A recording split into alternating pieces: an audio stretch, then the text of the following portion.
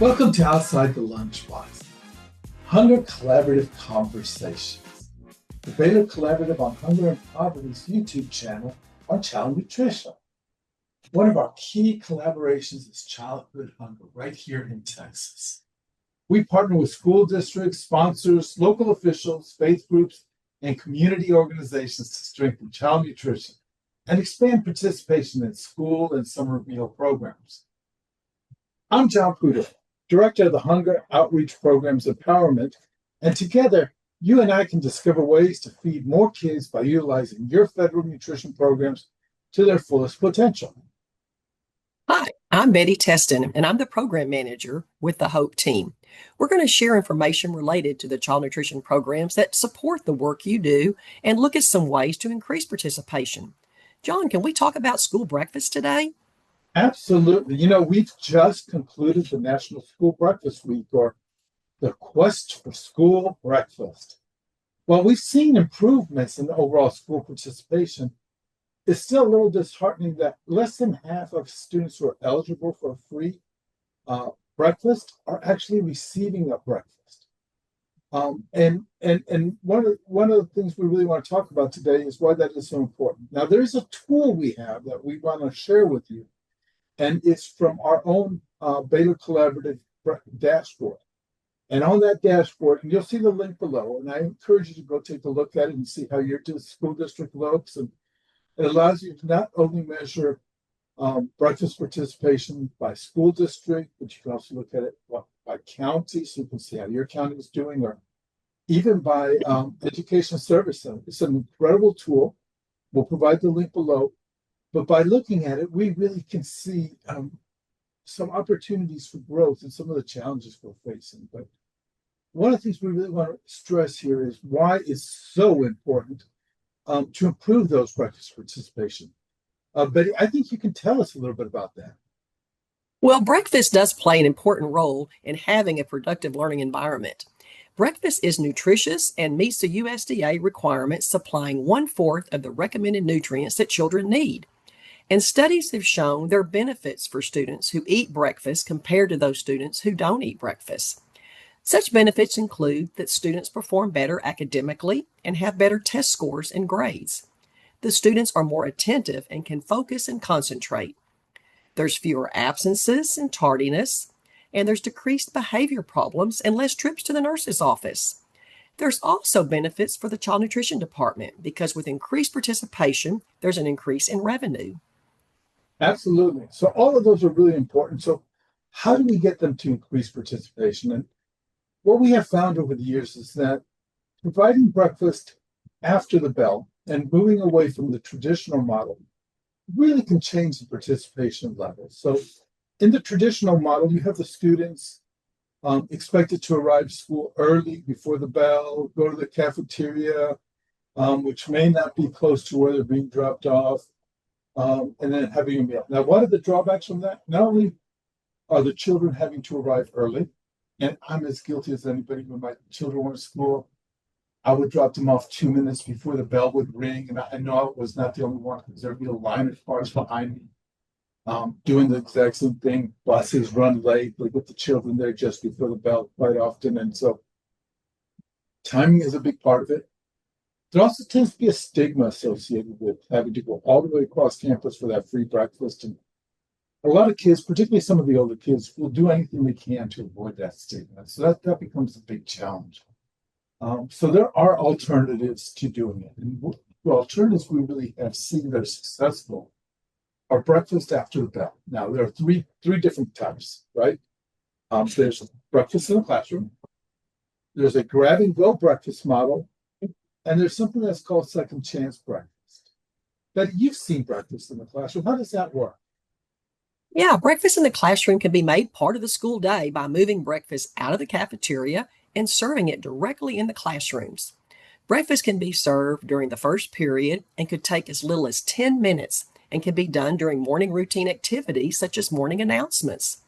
The school nutrition staff would handle all the food preparation, and most of this could even be done and set up the day before. The menu can consist of breakfast foods that are easy to serve and easy to eat. Delivery of the meal can be done in various ways. such as using carts to transport the meals to the classroom, and students can even be given special jobs of helping with this delivery. The teacher's role can be as easy as checking names off a roster to report which students eat breakfast. The classroom would be supplied with trash bags, and the trash could be collected and put outside the classroom door to be picked up by the custodians when breakfast is over. And some schools have students help with this process.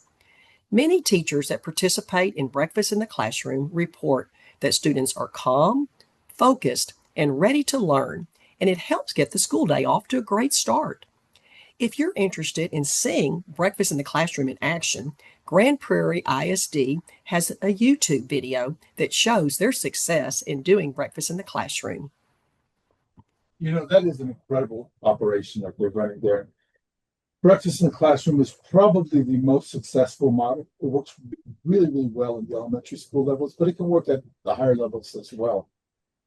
Another model we've seen some success with is the grab and go model.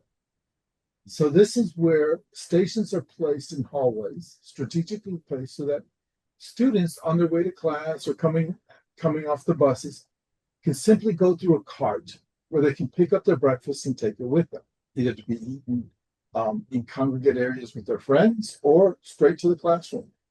So those operations really do have an opportunity for growth. And there's a lot of different models where the grab and go model really works. All you need is one, a cart, the ability to scan a student's ID card out in the hallway. And perhaps the most important thing is staff that's willing to get out behind the lines and engage students, because that makes a huge difference, recruiting the students to participate. Another model we've seen work, and this really works well in the high schools, is something called second chance breakfast. And we've seen it in a few school districts where the high school actually provides breakfast between first and second period. So many of our high schools start so early in the morning that students really aren't ready for breakfast before the bell.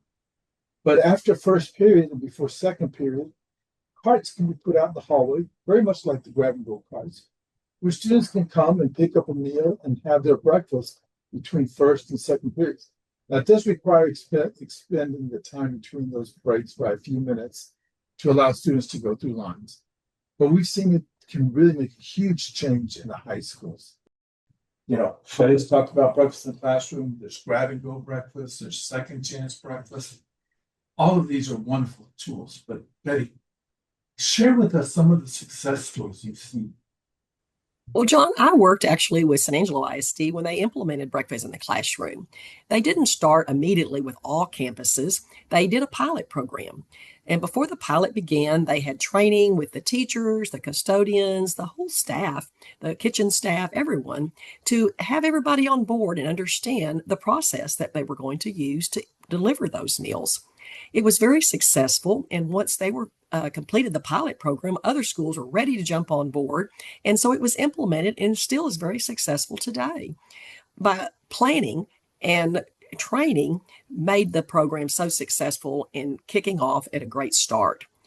Grand Prairie ISD actually has a YouTube video that I would encourage anyone wanting to do breakfast in the classroom to watch, because it actually is the program in action, and it goes through all the steps of needed things that needs to be done, and in order to stay within the requirements also to do the program successfully. And so we'll share that link from Grand Prairie ISD. We've seen a lot of school districts actually make that transition to adopting either breakfast in the classroom or grab and go breakfast. And what they all tell us, Betty, is what you just said: planning, planning, planning. If you want this to be successful, you really got to plan it ahead of time.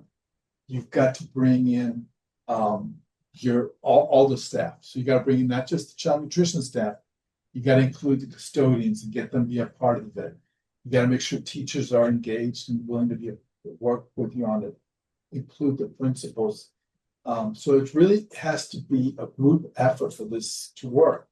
But you can see a huge change happen if you're willing to do the work and do all the planning that comes along with it. So I would also add that alternative breakfast models are not a novelty anymore. They have become the norm, and we're seeing that more school districts are adopting one form or another of an alternative breakfast model. And it's time for, make sure we get more and more school districts involved in being a part of it. But Betty, what resources are out there that people can engage with if they want to learn more about this or they're thinking about adopting an alternative? One of the resources we can share is from FRAC. It's like how to make breakfast part of the school day, and it's an excellent layout of each of those breakfast models we've talked about today, and how to do it, and what you need to do it. TDA also has a website. You can go to squaremeals.org to provide you information about the requirements to do alternative service models. So utilizing those resources. And of course, John, we have some best practices we can share. And that's the best way, the proof's in the pudding, so to speak, of what's been successful and what works. And I think if people can see how it can be profitable and how it can be beneficial, especially to those students, to provide breakfast, which is such a needed meal of the day. There are a lot of resources out there for you. If you're starting to think about you want to do an alternative breakfast model, don't hesitate to reach out to myself or to Betty. We'd be glad to do whatever we can to help you go through that transition. I would encourage you to reach out to your local education service center. They have incredible staff dedicated to working just on child nutrition programs. So I would engage them. TDA is a great resource also. We have a lot of other friends who work in the field. And so don't hesitate to reach out and ask for support. On behalf of Betty and I, we do want to thank you for being a part of this YouTube. If there's anything here you've learned from or just enjoyed hearing, we would really appreciate if you give us a like. It helps us get the word out. We encourage you to subscribe, turn on the notification bell, and share this information with your colleagues. The more people are participating, the more we can help get the word out about different things we're doing. Every month we're going to try to do a different topic. So we're covering breakfast this month, and we'll have a lot of other stuff. And if you have any ideas of issues you'd like for us to cover, please leave us a comment. So on behalf of Betty and myself, thanks for joining us, and we will see you at the next one.